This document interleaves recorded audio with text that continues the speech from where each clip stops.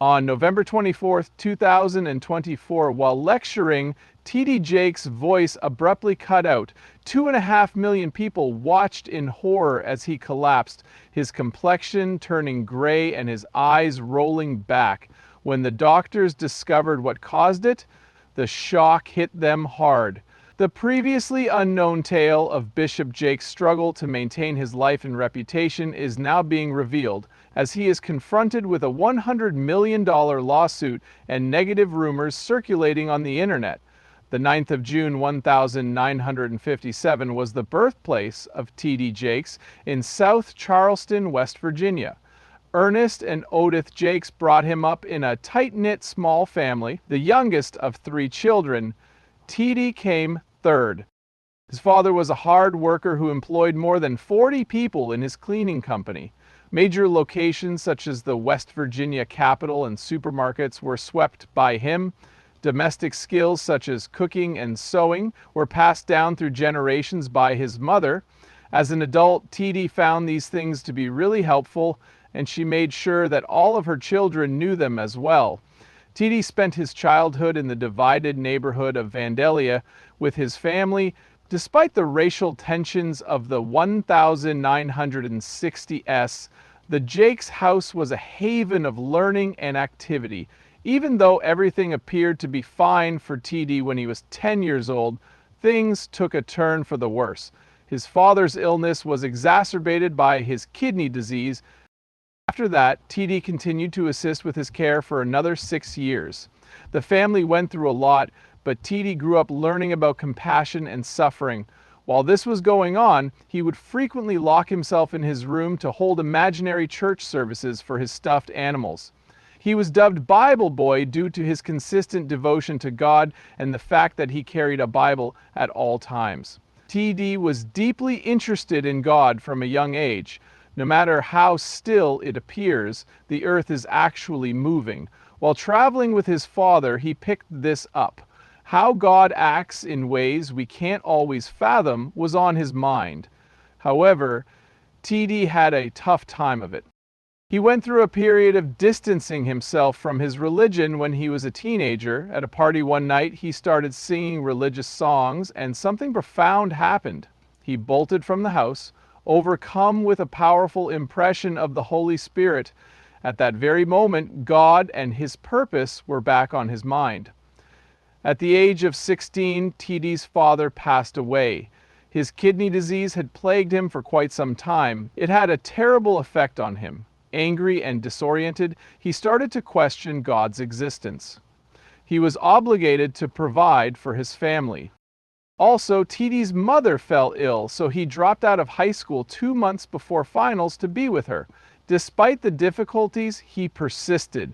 This adversity made him stronger and gave him the ability to feel the suffering of others. He felt compelled to follow God's call and become a pastor amidst this difficult period. He was still in agony and confused, but he felt compelled to do it because God had told him to. At the age of 23, T.D. accomplished a monumental feat. He founded his first church. 10 individuals made up this tight-knit shop crew in Montgomery, West Virginia. Previously, it had been called the Greater Emmanuel House of Faith. A lot of hard work went into those days. In order to provide for his family and the church, T.D. worked during the day at a chemical plant. His wife, Sarita, was an incredibly helpful DJ for a Christian radio station. With little funds, they managed to get by. Their house of worship was modest in size and style. T.D. went so far as to accompany the group on piano. If everyone, including the dead and pregnant women, had been counted on Easter Sunday, he would have joked, there might have been 40 people. The church wasn't huge, but T.D.'s distinctive voice transported listeners to the very room. He offered hope by discussing problems that people were facing. In 1983, T.D. hosted his first meeting as the church gradually expanded. Despite the small turnout, just 80 people, it marked the start of something monumental. His powerful messages of hope and healing would eventually reach many people, particularly women in need of encouragement. In 1996, Bishop T.D. Jakes accomplished a significant feat. He traveled to Dallas, Texas with just 50 families from his little West Virginia church. On July 28, he used a rented building to host the inaugural service of the Potter's House.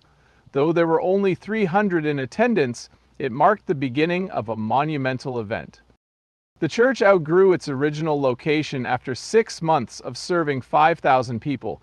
In December, Jake spent $3 on a 28-acre plot of land, $2 million. Once owned by another priest, it is now occupied by the Potter's House. The inaugural service was quite exceptional. Every available seat was filled with more than 8,000 attendees.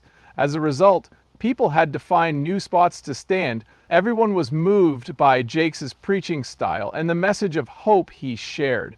Due to the rapid expansion of the congregation, a new facility was constructed in 1999.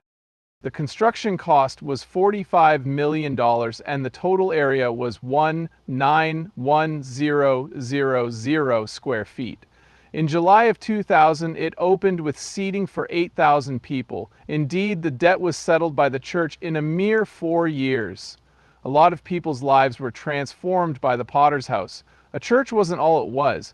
How much the Potter's House has grown is absolutely mind-boggling. At the year's conclusion in 1997, the church was receiving 1,000 worshipers. After 2 years, there were 20,000. They had to start holding 3 Sunday services in 2000 because there were so many people who wanted to go every week. Over 2,300 individuals were present.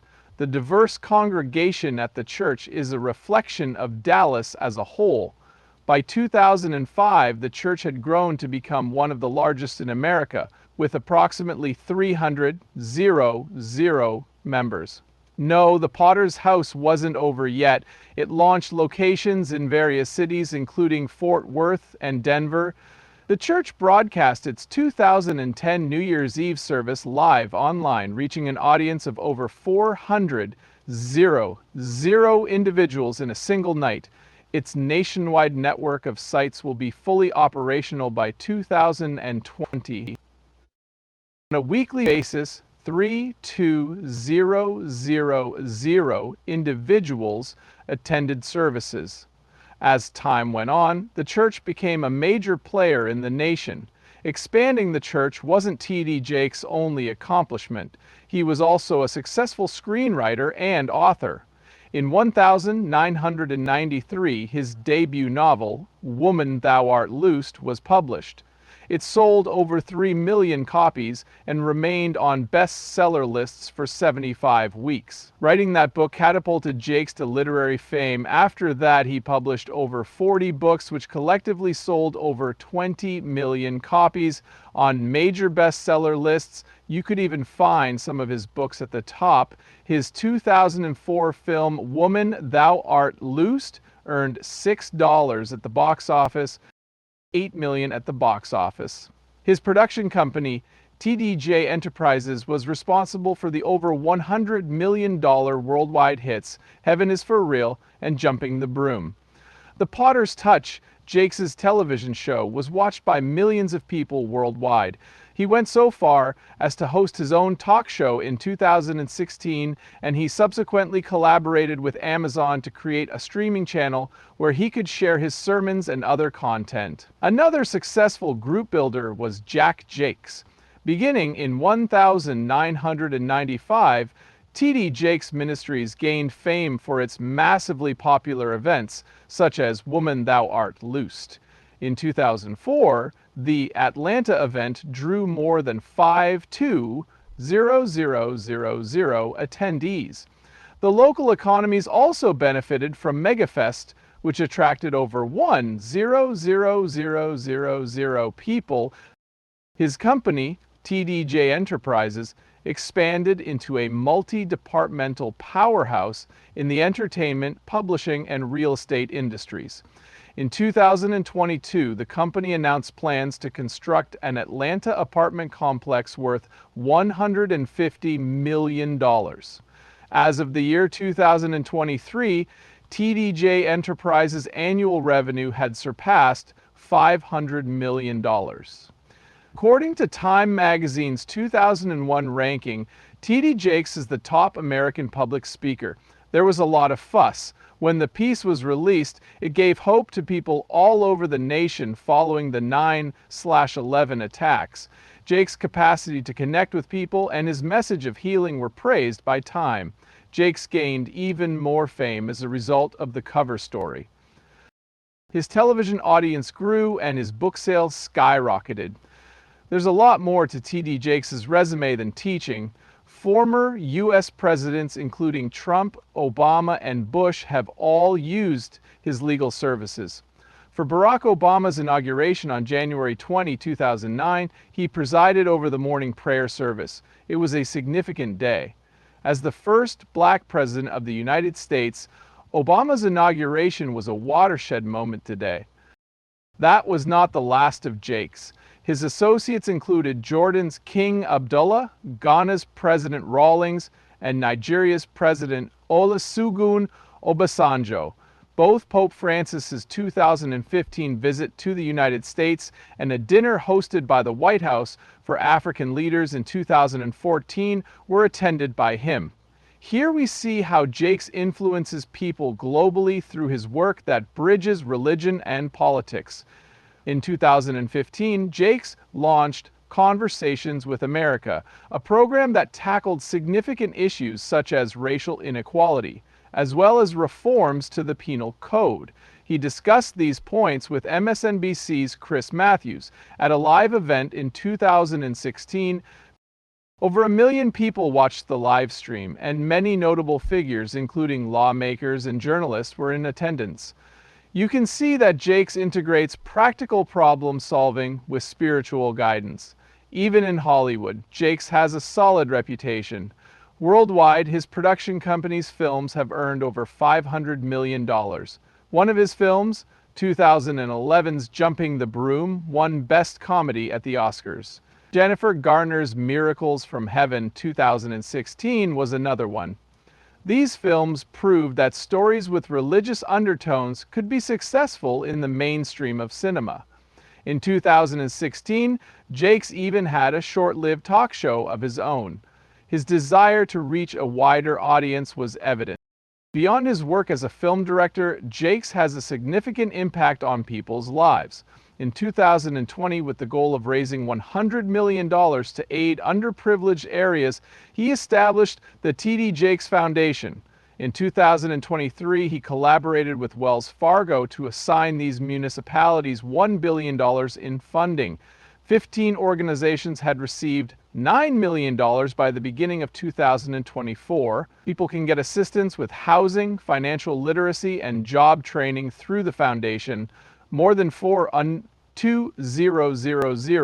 ex-offenders have benefited from the Texas Offenders Reentry Initiative, TORI, which Jakes also founded. This program provides individuals with the resources they need to start over by assisting them in securing employment, housing, and educational opportunities. The Potter's House, Jakes Church, is also quite active in its charitable work. Along with President George W. Bush, Jakes visited the areas devastated by Hurricane Katrina in 2005. The church has used MegaCare to respond to numerous disasters, including the Haitian earthquake of 2010. To help those in need, they distributed thousands of food items during COVID-19. Running a business is another area where Jakes excels.